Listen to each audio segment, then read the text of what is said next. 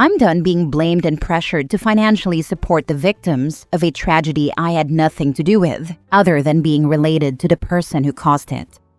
This might get me downvoted to hell, but I need to get this off my chest. A couple of years ago, my mostly estranged brother got drunk and high before driving his car straight into another vehicle, killing not only himself, but a woman and her 2 young children.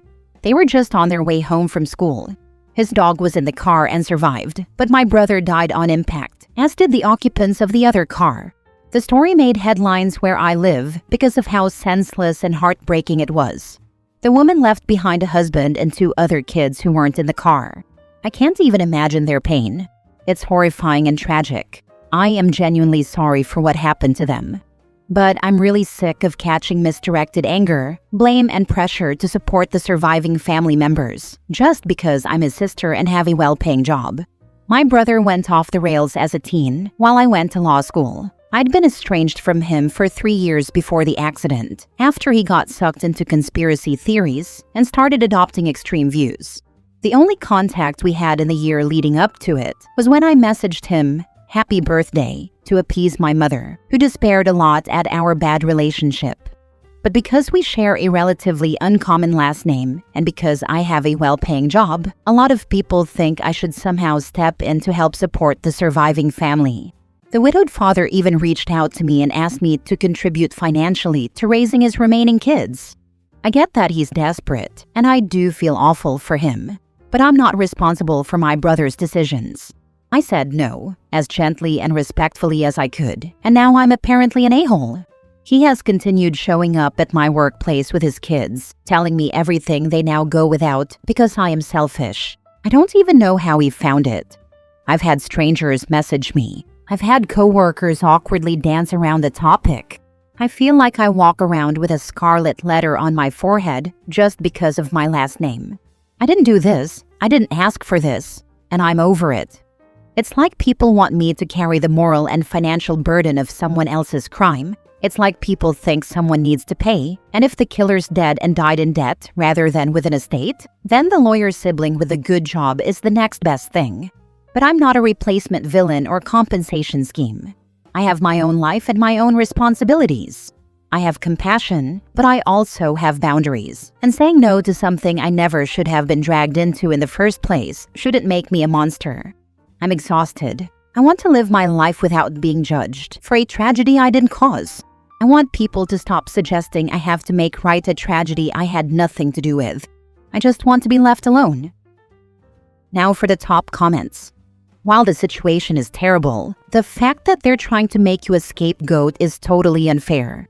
This may sound insensitive, especially given the grief the father must be dealing with, but since this is now affecting your quality of life, maybe send him a cease and desist and take further action if he ignores it. Otherwise, this won't stop and might even escalate. Grief doesn't give him the right to harass you outside of your workplace. He is weaponizing grief. Being a single dad with 2 kids is not an impossible task to handle. He should man the heck up and get his act together. He is trying to guilt trip you into giving him money. Unfortunately, grief isn't rational. I went through something very similar. My father was killed by a speeding driver last year. I went to high school with the sister of the guy who killed my dad, and even though I wasn't friends with her at the time, it took less than a minute to find her on social media because of common connections. Her life was continuing on as if nothing happened, and mine was ripped apart. I hit a breaking point earlier this year when she traveled abroad for concerts of an artist I also like, just a few months after my father's death. When particularly upset one night, I admittedly left her a string of nasty messages and comments about how she had some nerve being abroad on vacation and posting concert pictures and videos of how much fun she was having and her food pics after what happened because her family destroyed my family's lives. It just felt so unfair that she was at this concert while I was crying for my dad at 3 a.m. The next day, I woke up and saw that she'd sent me back a very polite but firm message, saying that she is genuinely sorry for the loss of my father, especially having lost her own father a few years ago, and that she is absolutely horrified by what her brother did. but she said he was an adult who made his own terrible decisions. She didn't hold a gun to her brother's head and force him to get in his car and drive almost double the speed limit. So what happened isn't on her in any way. She said that her brother's actions don't mean she lost the right to ever enjoy her life again, and it's unfair for me to lash out at her for it and blame her for an accident that happened when she was over 1,000 miles away. She finished by saying that she wishes me well, but to please never contact her again, because while her situation doesn't compare to mine, she didn't sign up for this either. And it's been difficult for her to deal with people blaming and judging her for something she played no part in. She said she wants to move on with her life. She told me she'd give me 24 hours to see the message, but would block me after that to protect both her peace and mine, so nothing she posts crosses my feed randomly one day, since we have a few mutual followers, and upsets me out of the blue by reminding me of what happened. She was right. It wasn't fair to blame her. Looking back on the message now, she was so much nicer to me than she had to be, considering my comments to her. So she clearly decided to show me grace when I was obviously struggling and grieving, which I appreciate.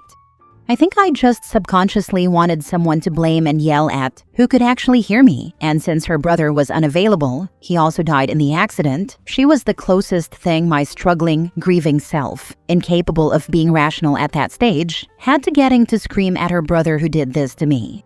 What happened was awful, but you can only blame the person responsible who chose to get behind the wheel of a car and be an idiot. It is not your fault. The same way my father's death wasn't my former classmate's fault. You don't owe them financial compensation from your own earnings. I hope the people hassling you come to see that the way I eventually did. I hope they find healing and leave you alone. And I don't know where you are, but there might be benefits the father can access to help with the costs of raising the surviving kids alone, and I hope he gets connected to them. Next story. My brother asked me to lie to his pregnant wife about where he was. I refused, and now he's not speaking to me. My brother, 35 male, has been married for 8 years to a genuinely wonderful woman, 32 female. She's one of those people who lights up every room she walks into. Kind, patient, and incredibly supportive.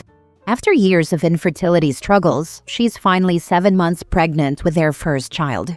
And I've never seen her so happy. She's glowing, always excitedly sharing baby updates, and constantly expressing how much she trusts my brother. She truly believes she married her best friend. 2 weeks ago, I got a late-night call from my brother. His voice was frantic, almost panicked.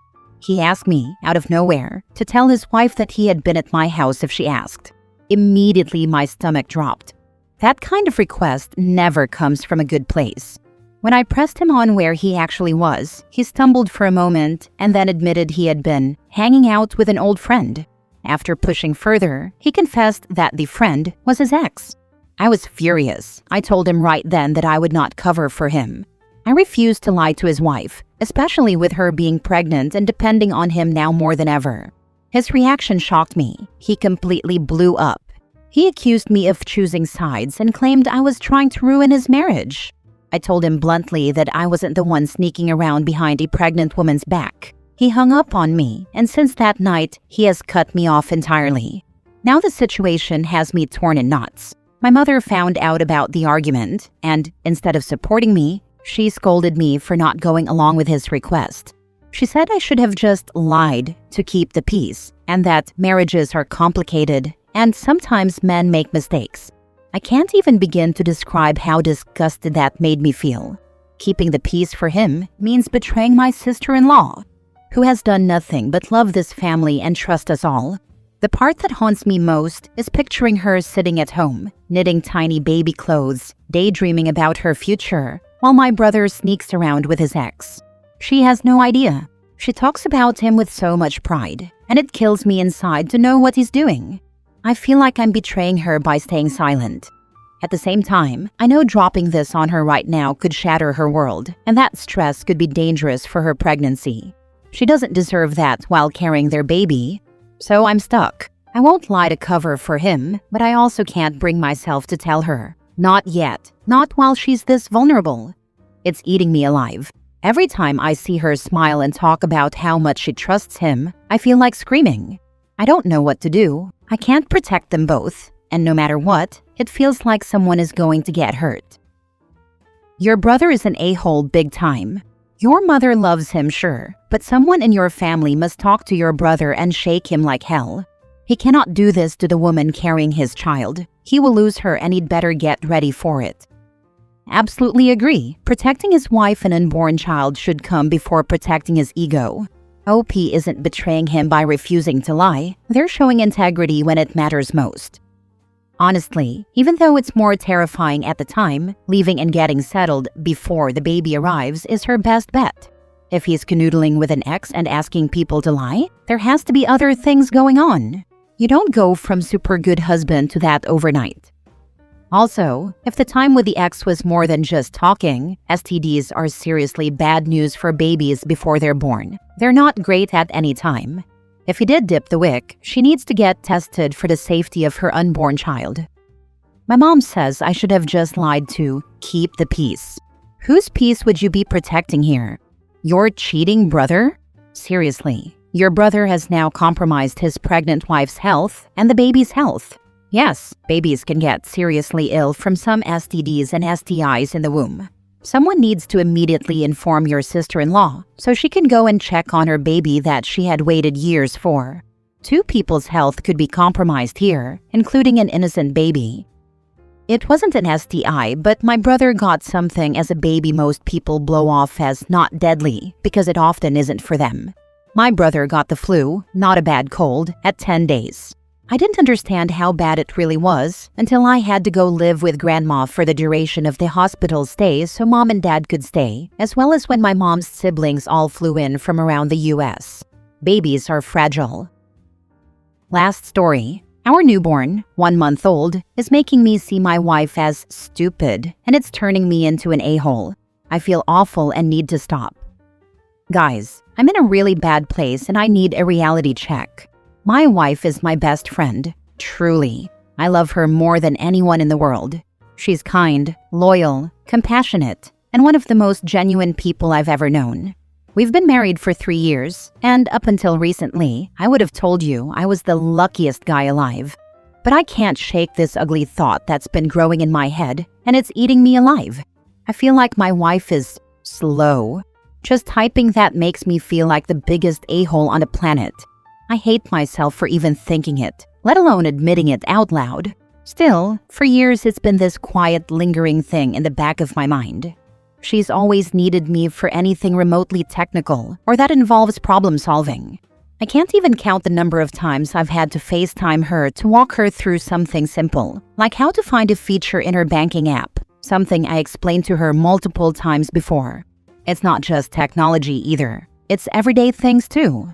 We don't share the same sense of humor. Sometimes I'll reference something online and she just stares blankly. I once had to literally explain what a meme was to her. For a while, it honestly didn't bother me. I work in IT, so that kind of stuff is second nature for me anyway. A part of me even liked being the guy who could step in and fix things. It gave me a sense of purpose, made me feel needed, like I was her safety net. Back then, it just felt like one of her quirks, nothing serious. But now we have a 1-month-old baby, and that small quirk has turned into this massive problem that's threatening to unravel everything. She just doesn't seem to get it when it comes to the baby. I'll show her how to hold him properly so he doesn't cry, and 5 minutes later, she's holding him in some strange way and he's wailing.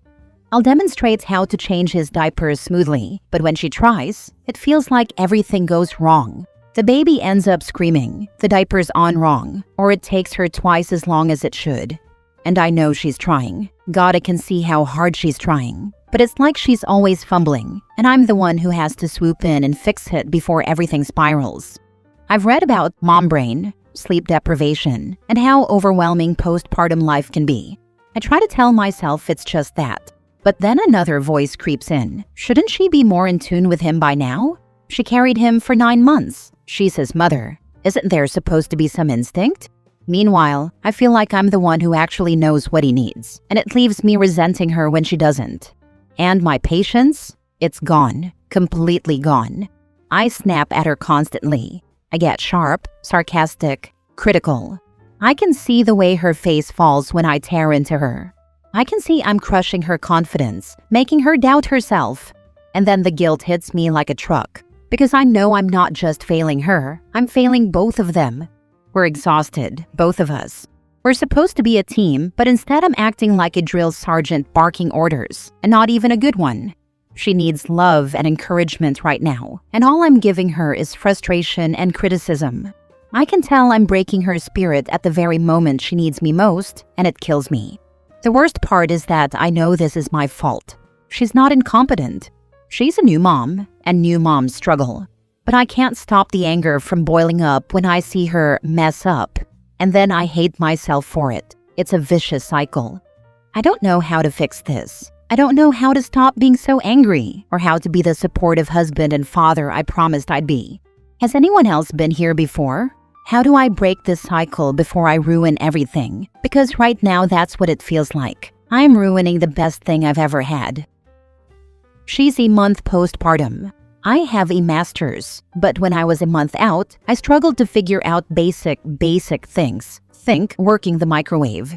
I went to the doctor and they said it's not that unusual, but I should watch in case it turns into PPD. Yup, people really tend to underestimate how much a hormonal shift, especially one as drastic as pregnancy and postpartum, can impact your mental state. I was never somebody who struggled with the typical PMS mood swings I hear about. But during and after pregnancy, oh Lord, my brain felt smooth and more aerodynamic than an airplane. This has more to do with the stress of dealing with a newborn than any problem between you and your wife. It should get better as the baby grows up.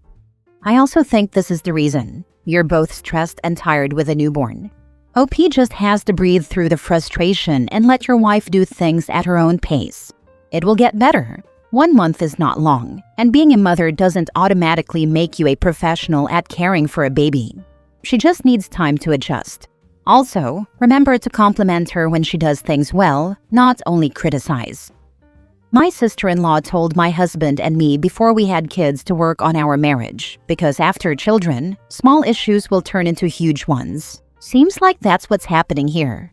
The difficulties of having a baby are putting stress on their relationship weak points. This was my worry when I got pregnant less than a year after we got together. Found out 2 years to the day after starting to talk to each other that we hadn't really had time as a couple to survive an unplanned pregnancy. It was rough at times during the baby years, but we looked at it as us against the world, rather than us against each other.